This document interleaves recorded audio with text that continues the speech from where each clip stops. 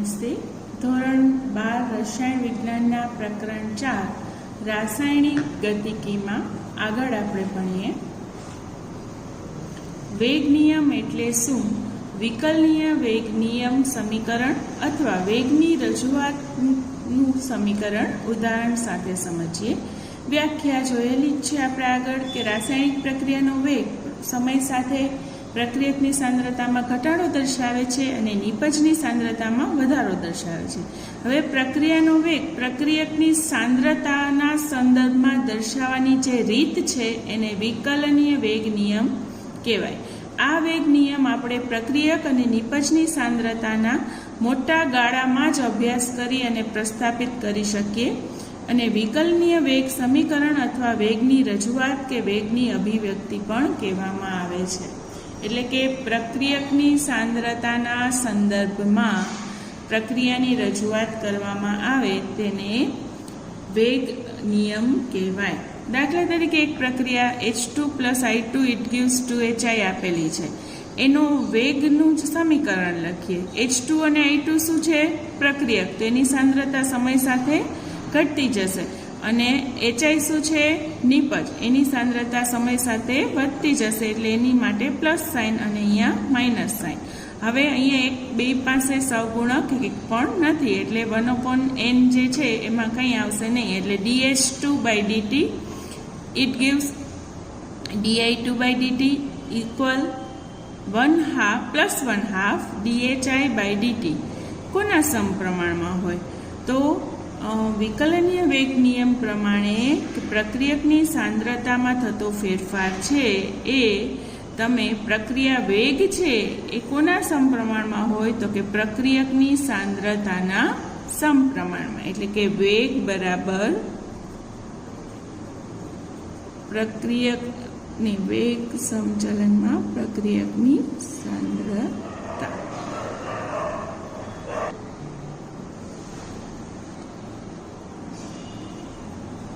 વેગ બરાબર dH2/dt it gives -di2/dt is equal +1/2 dHI/dt. કોના સમચલનમાં હશે? તો કે પ્રક્રિયકની સાંદ્રતા.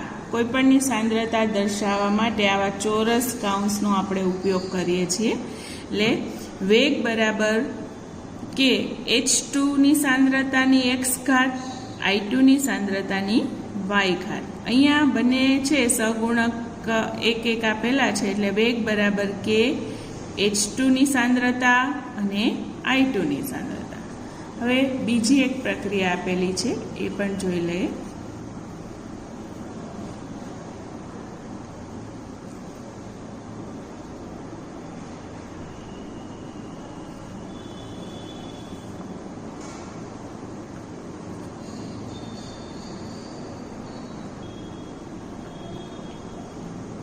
H2 + Br2 it gives 2HBr.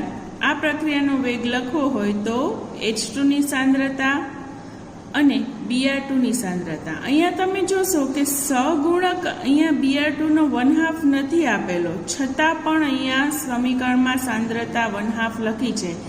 આ પ્રાયોગિક રીતે સાબિત થયેલું સમીકરણ છે. આ સમીકરણ આપણે યાદ રાખવા પડશે. તમને 7 સમીકરણ અહીંયા દર્શાવ્યા છે.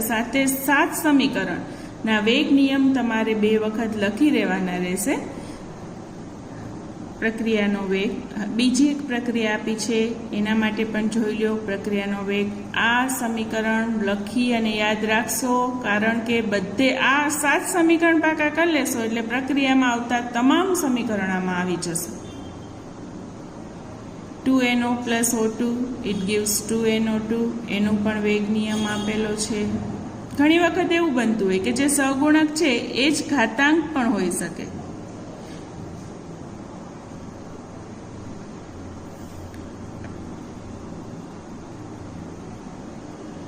બીજું એક સમીકરણ પણ આપેલું છે. અહીંયા પણ તમે જોશો જે સહગુણક છે ઘાત સ્વરૂપે છે પણ એ પ્રાયોગિક રીતે પ્રક્રિયા વેગ નિયમ તારવેલ છે. એટલે આ પ્રક્રિયાઓ છે આપણે બધી 3 વખત લખી અને યાદ કરી લઈશું.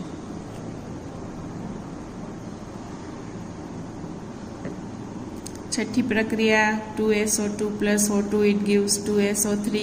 વેગ નિયમ બરાબર કે SO2 ની 2 ઘાત અને O2 ની 1 ઘાત. 2N2O5 it gives 4NO2 plus O2. વેગ નિયમ છે એ N2O5 ની 1 જ ઘાતના સમપ્રમાણમાં છે.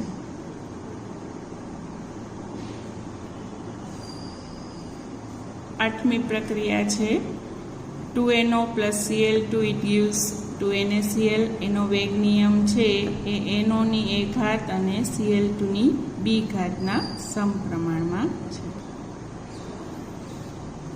હવે વેગ અચળાંક અને પ્રક્રિયાક્રમ વિશેની માહિતી મેળવીએ. શુદ્ધ પ્રક્રિયકને લઈને કરાતી મોટાભાગની પ્રક્રિયાઓમાં સરળ વેગ સમીકરણ પરથી મેળવી શકાય છે, જેમાં વેગ પ્રક્રિયકની સાંદ્રતાના યોગ્ય ઘાતાંકના સમપ્રમાણમાં હોય છે. દાખલા તરીકે N2O5 it gives 4NO2 plus O2.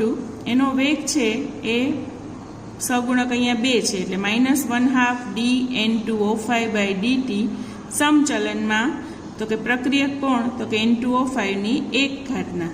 આનો વેગ બરાબર કે N2O5 ની 1 ઘાત, જ્યાં કે સપ્રમાણતાનો અચળાંક અથવા વેગ અચળાંક છે. જો પ્રક્રિયકની સાંદ્રતા 1 મોલર હોય તો વેગ અને અચળાંક સમાન બને છે. પ્રક્રિયાક્રમની માહિતી મેળવીએ.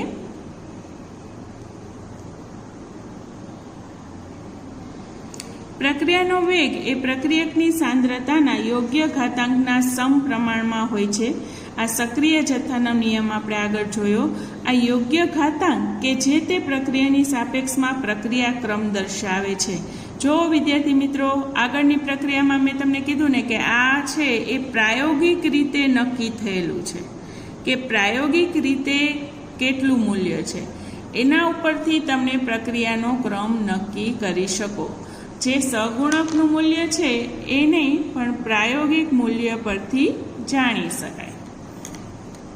એક પ્રક્રિયા સામાન્ય લખી છે N1A, N2B, N3C અને N4. જો આ સહગુણક છે એ પ્રક્રિયાક્રમ દર્શાવતા નથી. એને આપણે વેગ નિયમમાં લખીએ છીએ ખરા. વેગ બરાબર કે પ્રક્રિયક A ની સાંદ્રતાની x ઘાત અને પ્રક્રિયક B ની સાંદ્રતાની y ઘાત. x એ પ્રક્રિયક A ની સાપેક્ષમાં પ્રક્રિયાથમ થશે અને y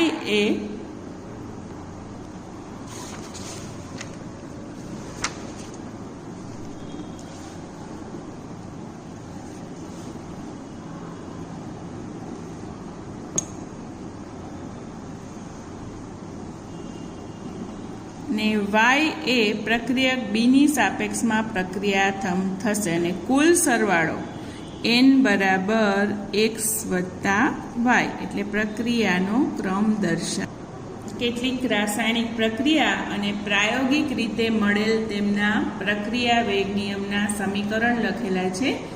આ તમે નોંધી લેશો.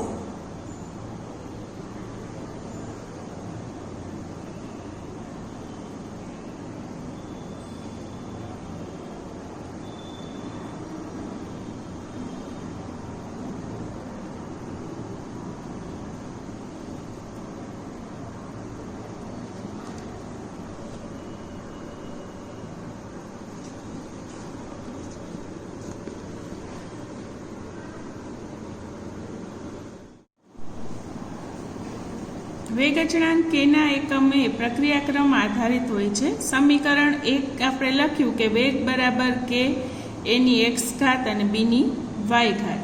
હવે કેને સૂત્રનો કરતા બનાવીએ તો વેગના છેદમાં A ની x ઘાત અને B ની y ઘાત આવશે. હવે વેગ એટલે સાંદ્રતાના છેદમાં સમય. કેનો એકમ આપણે શોધીએ તો વેગ અચળાંક કેના એકમ કઈ રીતે મેળવી શકાય એનું આ માહિતી તમારી જાણકારી માટે છે.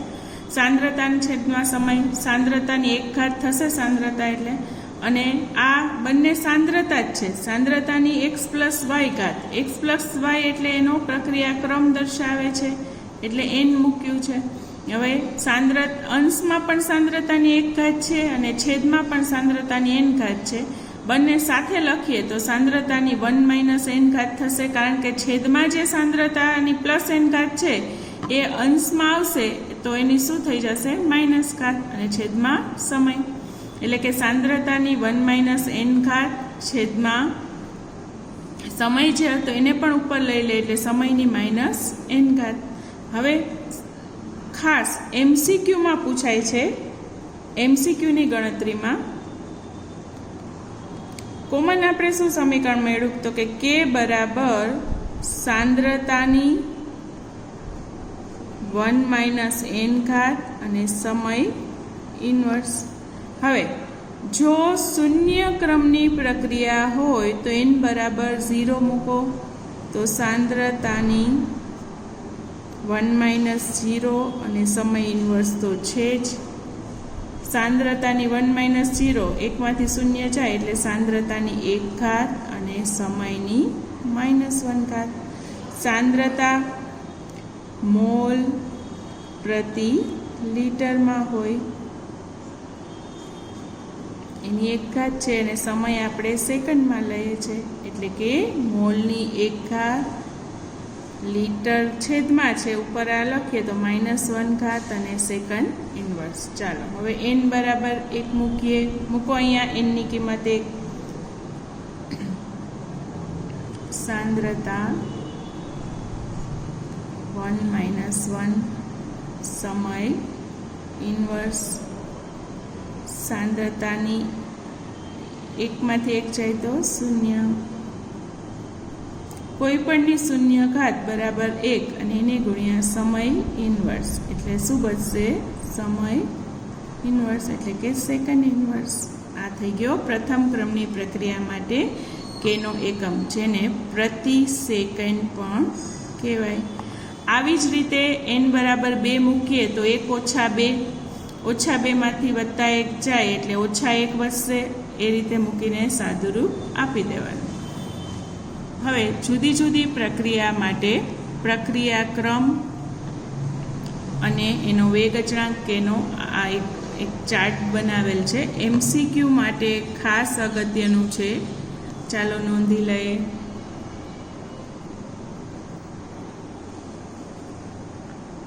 શૂન્ય ક્રમની પ્રક્રિયા હોય તો તેના માટે પણ વેગ અચળાંક સમીકરણ લખ્યું. પ્રથમ ક્રમ માટે પ્રતિ સેકન્ડ હમણાં જ આપણે તારવ્યું. દ્વિતીય ક્રમ માટે પણ એવી જ રીતે તૃતીય ક્રમ માટે તમારે હોમવર્કમાં લખવાનું છે. તૃતીય ક્રમની પ્રક્રિયા માટે વેગ અચળાંક કેનો એકમ.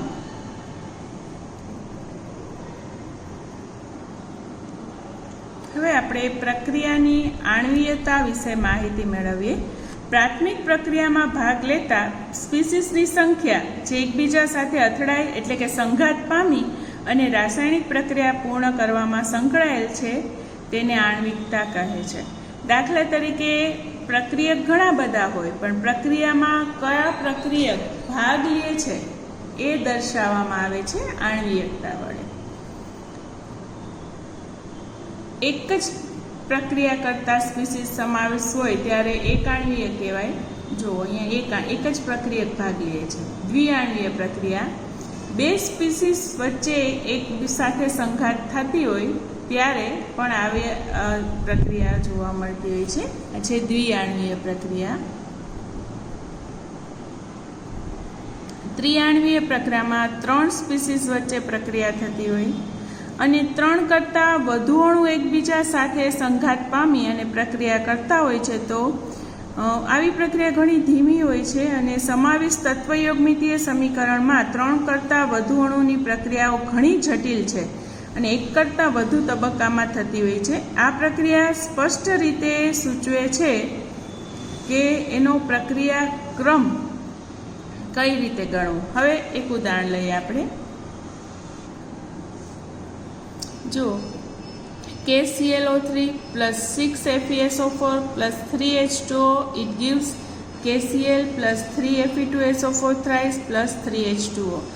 આ પ્રક્રિયા છે તેનો પ્રક્રિયા ક્રમ આપણે જોઈએ એના સહગુણકને આધારે. તો અહીંયા 1 છે સહગુણક, અહીંયા 6 અને અહીંયા 3 એટલે ટોટલ થયા 10. પણ આ પ્રક્રિયા દ્વિતીય ક્રમની છે જે પ્રાયોગિક રીતે સાબિત થયું છે જે આપણે એકંદરે પ્રક્રિયાનો વેગ પ્રક્રિયામાં સૌથી ધીમો તબક્કો છે તે વેગ નિર્ણાયક તબક્કો બનતો હોય છે. હાઇડ્રોજન પેરોક્સાઇડના વિઘટનની પ્રક્રિયા કે જેને આલ્કલાઇન માધ્યમમાં આયોડાઇડ આયન વડે ઉદ્દીપિત કરેલ છે તે દર્શાવી છે. આ પ્રક્રિયા માટે વેગ સમીકરણ નીચે મુજબ લખી શકાય. આ પ્રક્રિયામાં બંને H2O2 અને I- ના સંદર્ભમાં પ્રથમ ક્રમની છે, પણ આ પ્રક્રિયા બે તબક્કામાં થાય છે. જોઈએ આપણે. H2O2 plus I- it gives H2O IO-. H2O2 plus IO- it gives H2O I- and O2. પહેલો તબક્કો ધીમો છે જે વેગ નિર્ણાયક થશે અને બીજો તબક્કો ઝડપી છે. બંને તબક્કા માટે દ્વિઆણ્વીય પ્રાથમિક પ્રક્રિયાઓ